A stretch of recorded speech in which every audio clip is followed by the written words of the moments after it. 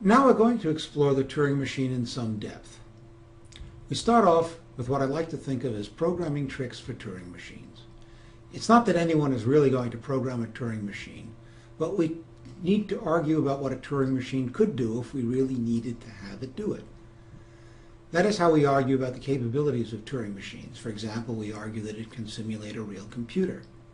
Then we delve into the matter of Turing machines with less capability, but the same ability to define exactly the recursively enumerable languages. And we argue that some natural extensions of the Turing machine idea, for example, make them non-deterministic, do not add power. They still accept only the recursively enumerable languages. The conclusion I want to draw from these restrictions and extensions is that the class of recursively enumerable languages is really an important class with many definitions, and that it really does represent what can be computed by any realistic notion of what computation means. And finally, we'll look at some of the closure properties of recursive and recursively enumerable languages. The first programming trick is thinking of the tape as if it had multiple tracks. This idea enables us to describe Turing machines that do things like leave markers on their tape so they can find their way back to an important place.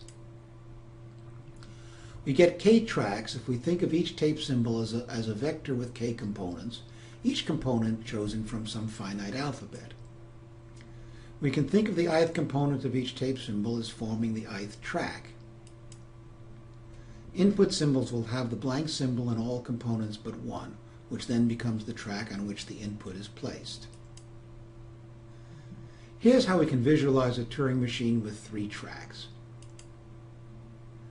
This symbol is viewed as the vector xyz, but it is really just one tape symbol. Let's suppose the input is written on track 1. Then the input symbol 0 must be thought of as the vector 0 blank blank. And the blank symbol is thought of as the vector blank blank blank. A good use of the idea of tracks is to use one track for data and another track for marks. In the marking track, almost all the tape squares have a blank value, but one or more have special symbols, the marks, that indicate a place on the tape that the Turing machine needs to find later. Here's an example.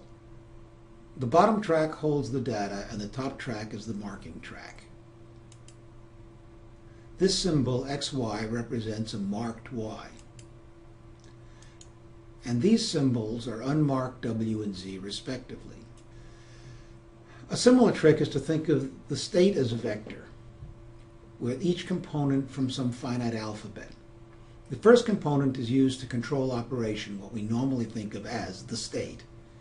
But other components are used as a cache to hold values the Turing machine needs to remember.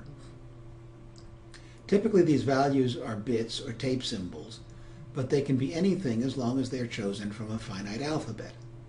Here's an example that will illustrate the 3 tricks we talked about. The Turing machine is not really useful. All it does is copy its input over and over again, moving right on the tape. Here are the values that will appear in the control component of the state, along with the intuition about what they're supposed to be doing. In control state Q, we mark the current position, store the current input symbol in the cache component of the state, and move right. From Q, we also enter the control state P. In state P, we run to the right looking for a blank. When we find it, we deposit the symbol that we've stored in the cache on the data track, and then we move left. From state P, we also enter control state R, in which we run left looking for the mark that was left by state Q. When we find it, we remove the mark, enter state Q, and repeat the process with another symbol. A state is a vector of the form little x, capital Y. Here little x is Q, P, or R, one of the control states, and Y is the cache component. Its values are 0, 1, or B. Incidentally, we shall see that the only state P uses 0 or 1 in the cache. The other 2 states just have the blank in the cache. Thus there are really only 4 states. Tape symbols will be vectors UV.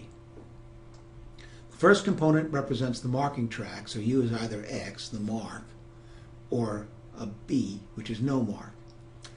The second component is the data track, so V can be either 0, 1, or B.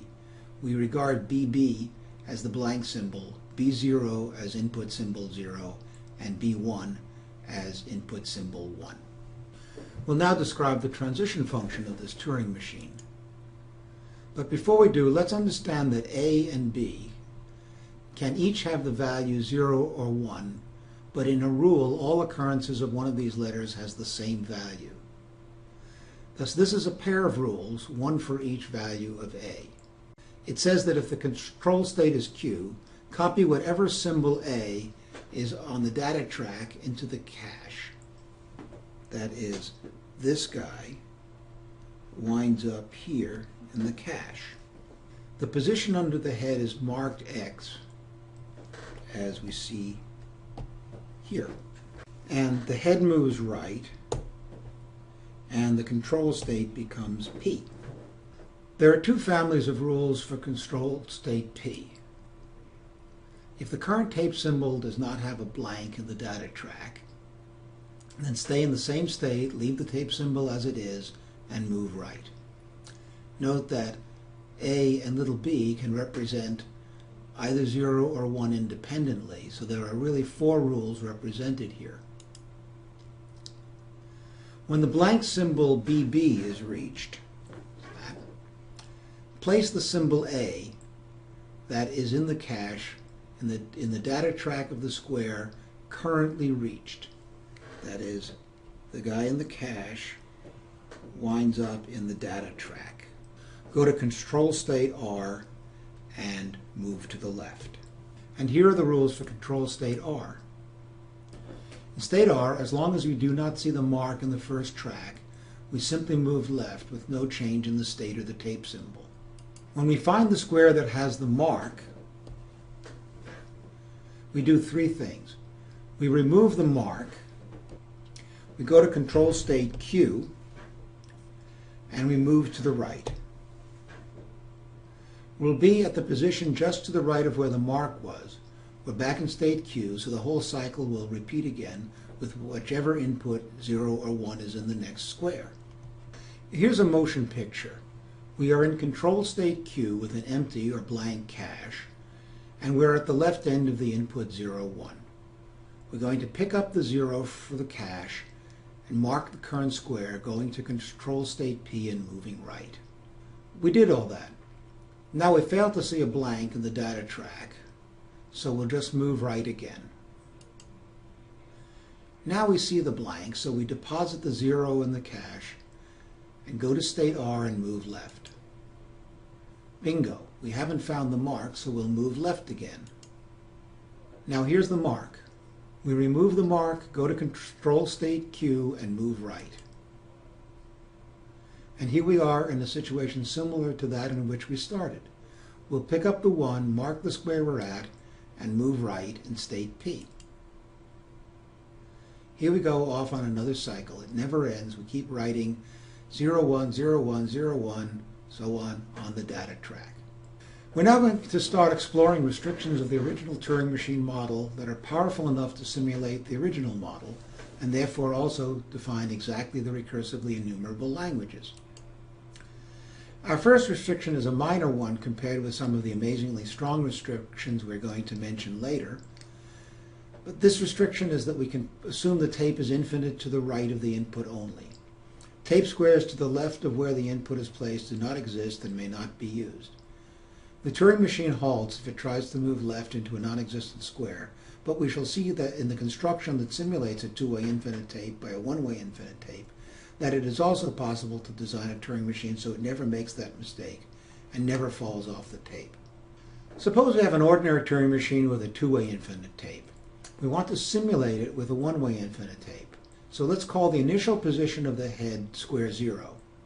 Positions to the left are -1, -2, and so on, heading left, while positions to the right are +1, +2, and so on.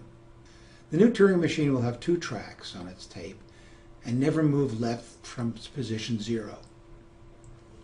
The top track holds the positions 0, 1, 2, and so on of the original Turing machine. And in the bottom track, paired with position 0, is a special marker, a star. It is the presence of this marker that warns the new Turing machine never to go left from that point. Also on the bottom track are all the negative positions of the original Turing machine with position -I paired with position I.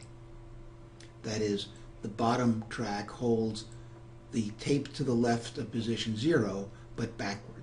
Here's a picture of the new Turing machine.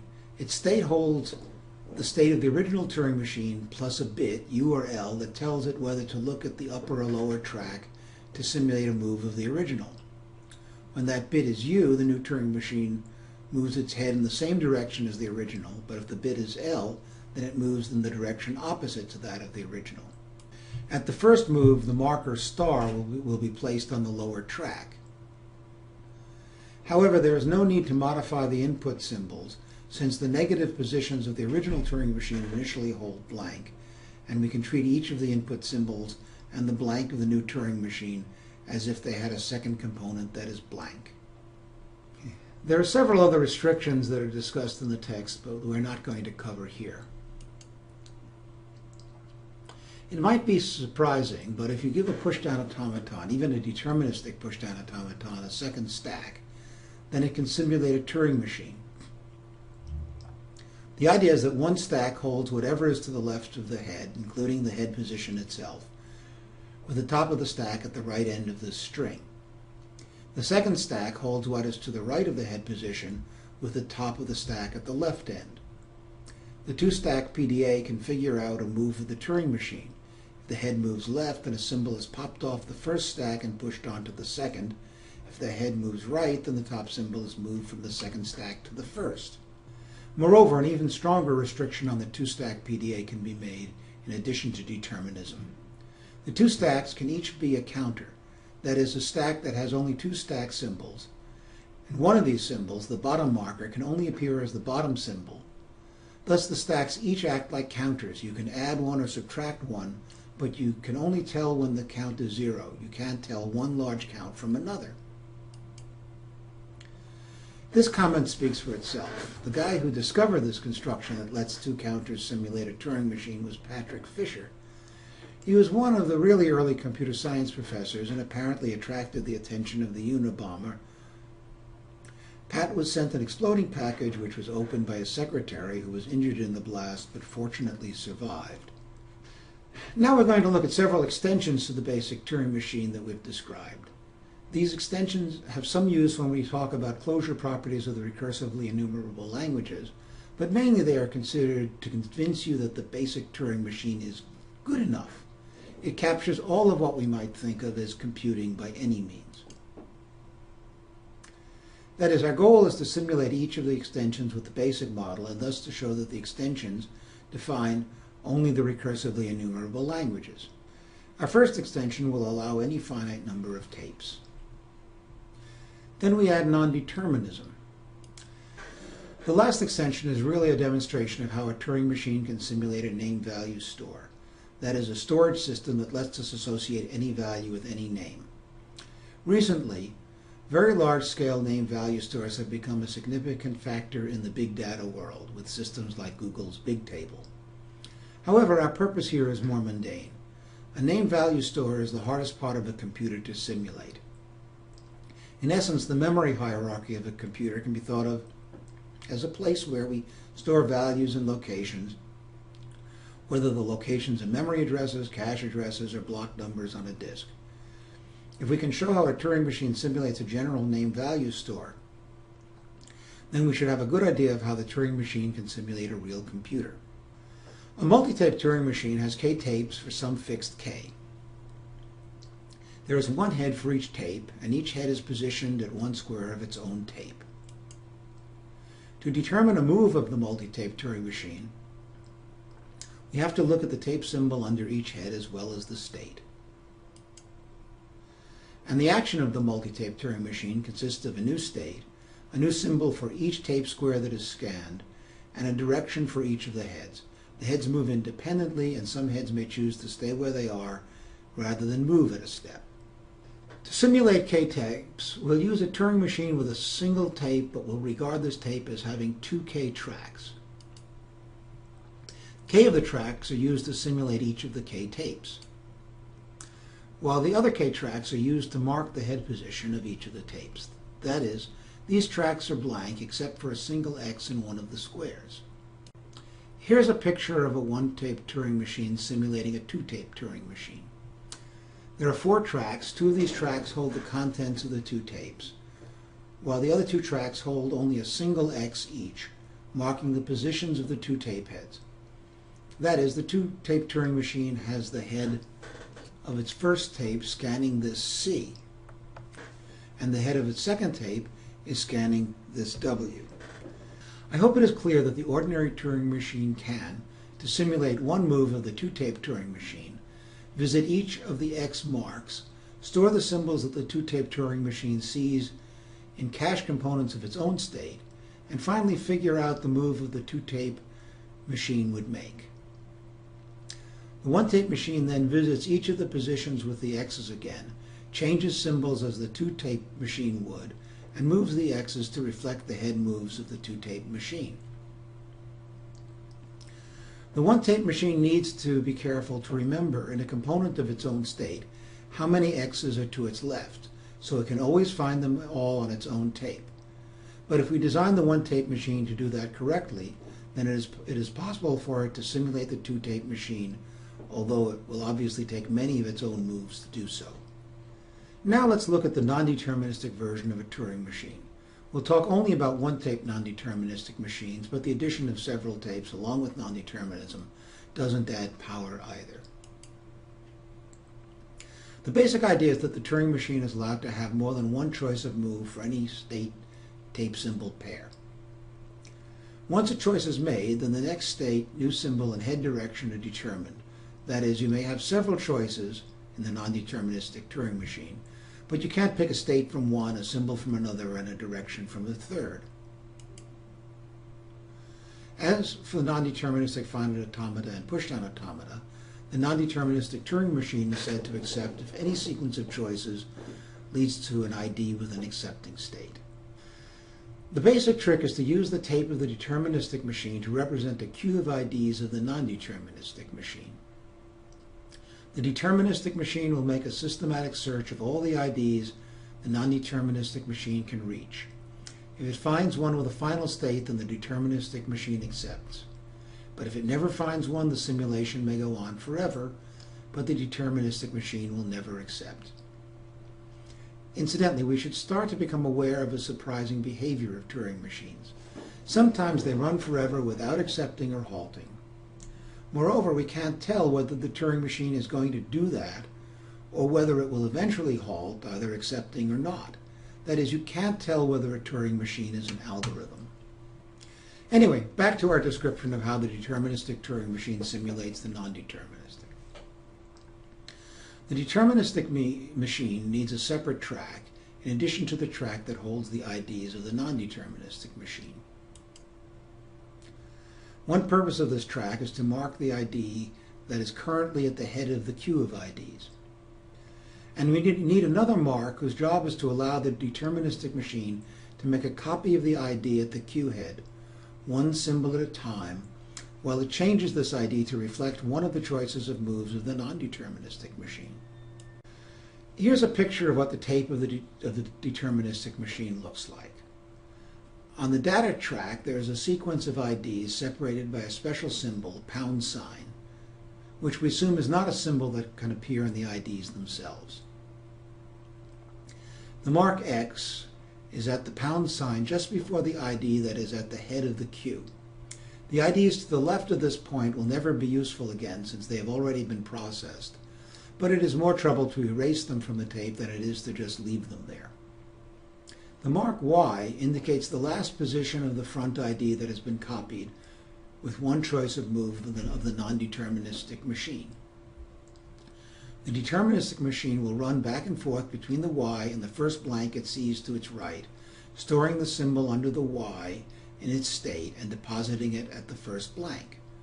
When it returns to the Y, it moves the Y one position right until it has copied the entire ID. However, making the changes that reflect one move.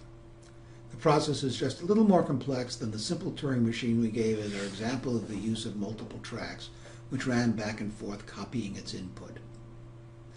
Here's how the deterministic machine processes the front ID on the queue. First, the deterministic machine looks for the state within the front ID. By storing the state and the symbol to its right in its own state, it now knows all the choices of moves for the non-deterministic machine. Suppose there are m choices of move. Then the deterministic machine will create m new IDs at the rear of the queue, that is, to the right of the portion of its tape currently holding IDs. The deterministic machine decides on an order for the m choices and creates an ID reflecting each choice one at a time. After creating all m, it finds the X marker and moves it to the pound sign to the right, thus moving to the next ID in the queue. However, as an exception, if the deterministic machine ever creates a new ID with an accepting state, then it accepts and halts its operation. I described the workings of the deterministic machine fairly informally, but I hope you are convinced that the deterministic machine really could be programmed to do what I suggested. That is, you could write down a delta transition function that did all the things I talked about. However, there is an additional concern that must be addressed. Can we be sure that if any sequence of choices by the non-deterministic machine leads to a final state, then the deterministic machine will eventually follow each ID in the sequence and thus will also accept? To prove that, we first observe that there is an upper bound, say k, on the number of choices of move that the non-deterministic machine has in any situation. Thus, there are at most k IDs reachable after one move, k squared reachable after 2 moves, k cubed after 3 moves, and so on. Suppose the final state is reached after n moves for some n. Then the number of IDs the deterministic machine might have to look at is at most this, which is the sum of the first n powers of k, before it sees the ID with the final state. The exact formula is not important. The point is that k is finite and n is finite, so the number of IDs examined is finite. To see this point, notice that all the IDs reachable after one move are put on the queue before any ID that is reachable by 2 moves, and all the IDs reachable by 2 moves are placed there before we get to any ID that takes 3 moves to reach, and so on. That is, the queue is organized shortest distance first. To summarize, if the non-deterministic machine accepts, it does so in n moves for some finite n. Therefore, the deterministic machine will eventually construct the accepting ID of the non-deterministic machine, even though it may take a number of its own moves that is exponential in n. However, if no sequence of non-deterministic choices leads to acceptance, then the deterministic machine does not accept. Thus, the two machines define the same language. All the constructions we just showed will turn out to be quite useful in the future. We're going to have to do several important constructions involving Turing machines. When we do that, we'll assume the Turing machine that is input is as simple as possible. In particular, we'll assume it is a deterministic machine with one tape, infinite only to the right. However, when we do the simulation, we're free to use a Turing machine that is as powerful as we need. In particular, we can allow it to be non-deterministic and to have as many tapes as we need. But first, let's take up how we simulate name-value stores by a Turing machine. The Turing machine will have several tapes that we'll describe later, but one of the tapes is used to hold the sequence of name-value pairs. As suggested here, the format we use is to separate pairs by pound signs and to separate the name from the value by a star. We assume neither pound nor star are symbols that can appear in any name or value. A second track of this tape will be used to mark the left end of the sequence. This mark never moves, it's just there so we can find the beginning of the sequence and scan it looking for a particular name. A second tape will be used to hold the name that we want to look up. To look up the value associated with a name, use the marker to find the left end of the store. Compare each name with the name on the second tape. If we find a match, then the associated value is between the star and the next pound sign. However, one operation we need to be able to perform on a name-value store is insertion. This operation is like what happens when we store into a computer's memory. When we insert name-value pair NV, if there was no value previously associated with name n, then V will now be associated with n. However, if there was an old value associated with name n, then that value is replaced by v. Regardless of which case applies, the first thing we need to do is to look up the name n using the second tape to hold n as we just discussed. If we scan the entire store and we never find n, then append n star v pound sign to the right end of the store. That is a true insertion rather than a rewriting of a value. But if we find some nv prime in the store, we have to replace v prime by v. If v is shorter than v prime, then you can leave blanks to fill out the value. But the hard case is when v is longer than v prime.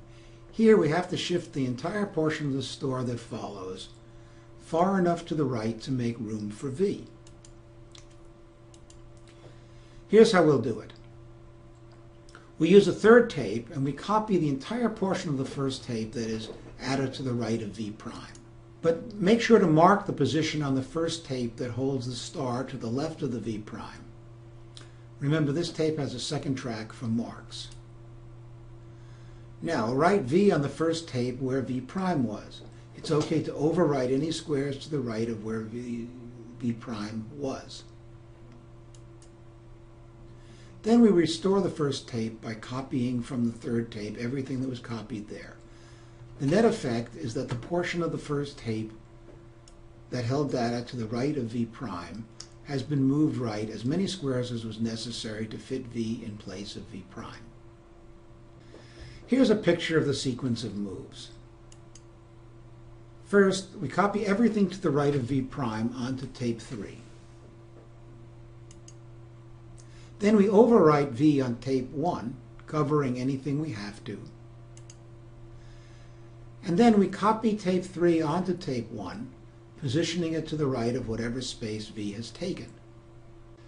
Okay, now we're going to see something of the closure properties for both the recursively enumerable languages, that is those that are defined by Turing machines that may run forever if they don't accept, and the recursive languages, those defined by Turing machines that will eventually halt without accepting if they choose not to accept the input. Each of these languages is closed under the regular expression operations union, concatenation, and star.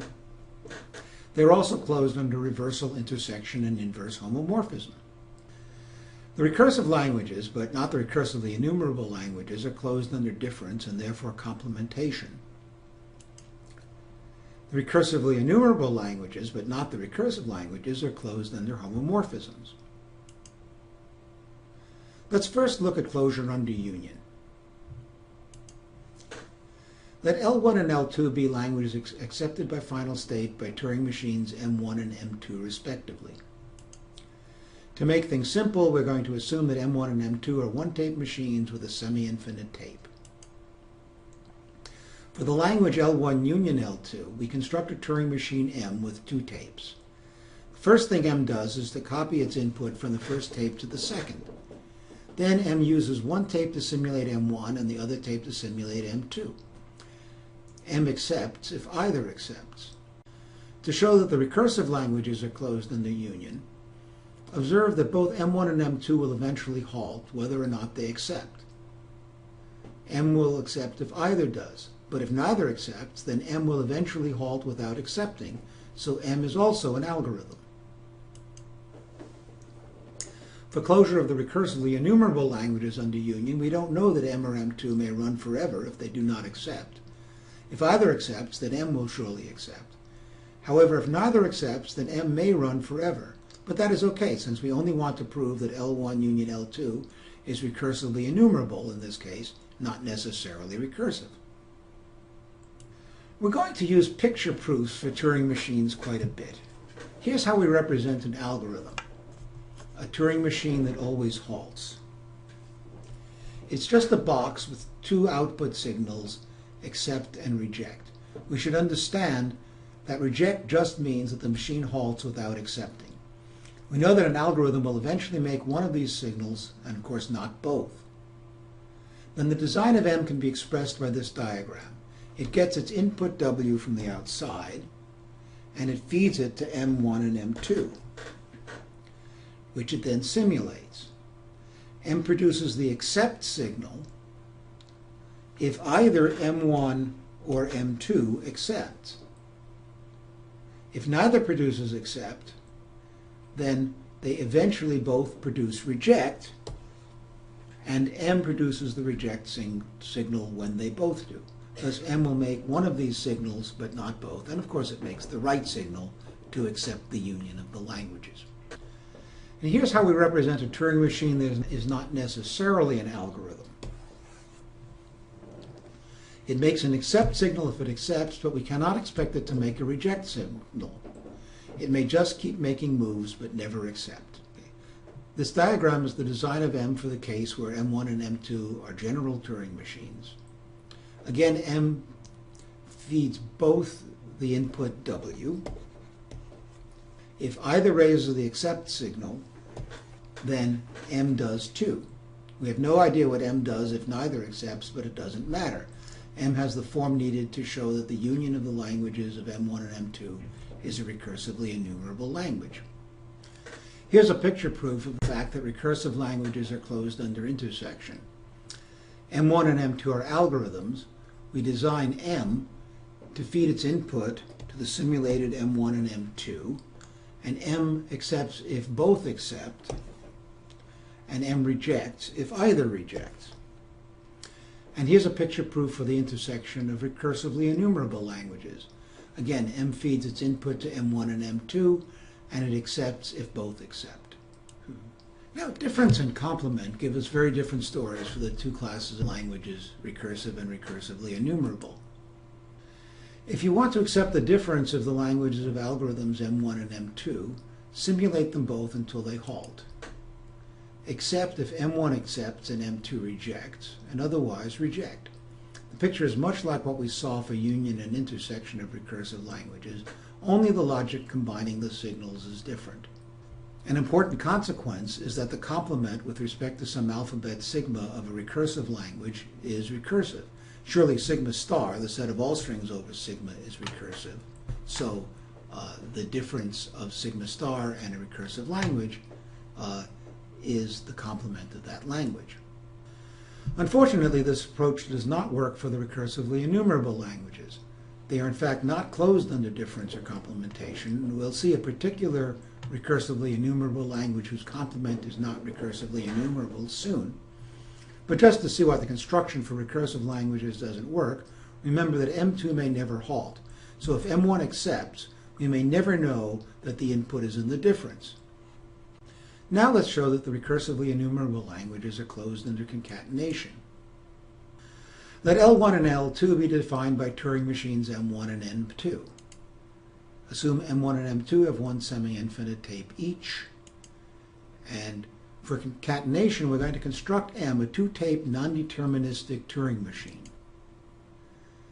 Given input W, M guesses a prefix X of W that is in L1. Then let Y be the remainder of W, which then must be in L2, that is, if W is to be in the concatenation of the languages L1 and L2. M moves Y to its second tape. M simulates M1 on input X and M2 on Y.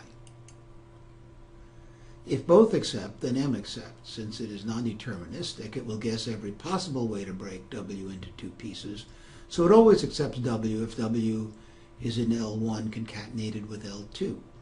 Next, we claim the recursive languages are also closed under concatenation. We can't use the non-deterministic trick, or at least it's rather hard to do so. However, M will systematically try each possible breakpoint for W into XY, run M1 on X and M2 on Y. M1 and M2 always halt on each X and Y. If for any breakpoint both accept their pieces, then M accepts. But if all breakpoints lead to rejection by one or both of M1 and M2, then M eventually runs out of things to try and rejects. For closure under star, the same ideas work as for concatenation. Suppose M1 is a Turing machine for some language L, and we want a Turing machine for L star. For the recursively enumerable languages, guess how many pieces to break input W into, and guess where the points of separation are, except if M1 accepts each piece. For the recursive languages, don't guess, but enumerate the breaks systematically, since M1 is guaranteed to halt anytime it is given a piece of the input W to examine. We'll eventually get through testing each of the possible ways to break the input. Reversal is easy for both classes of languages. First, reverse the input and then simulate the Turing machine for language L on the reversed input. We'll not say anything more about this simple idea. Inverse homomorphism is also quite simple. Suppose L is a language, either recursive or recursively enumerable. Let M be a Turing machine for L and let H be a homomorphism. We'll design a Turing machine for H inverse of L. We'll start by applying H to the given input W. Simulate M on H of W. Accept W if H of W is an L. If L is recursively enumerable, then we've got a Turing machine which may not always halt for H inverse of L. But if L is recursive, then we know M will always halt, and thus so will the machine we just designed. Last, let's show that the recursively enumerable languages are closed on their homomorphism. So suppose L has a Turing machine M1. We'll construct a non-deterministic Turing machine M for H of L. Given input W, M guesses a string X and checks that H of X is W. If so, M simulates M1 on input X. If M1 accepts X, then M accepts W. Thus, M accepts H inverse of L. This construction won't work for the recursive languages. The reason is that if H maps some symbols to epsilon, then the string X that M1 accepts may be arbitrarily long, and M may have to simulate an infinite number of possible X's. It can never be sure that there is no X in L for which H of X equals W.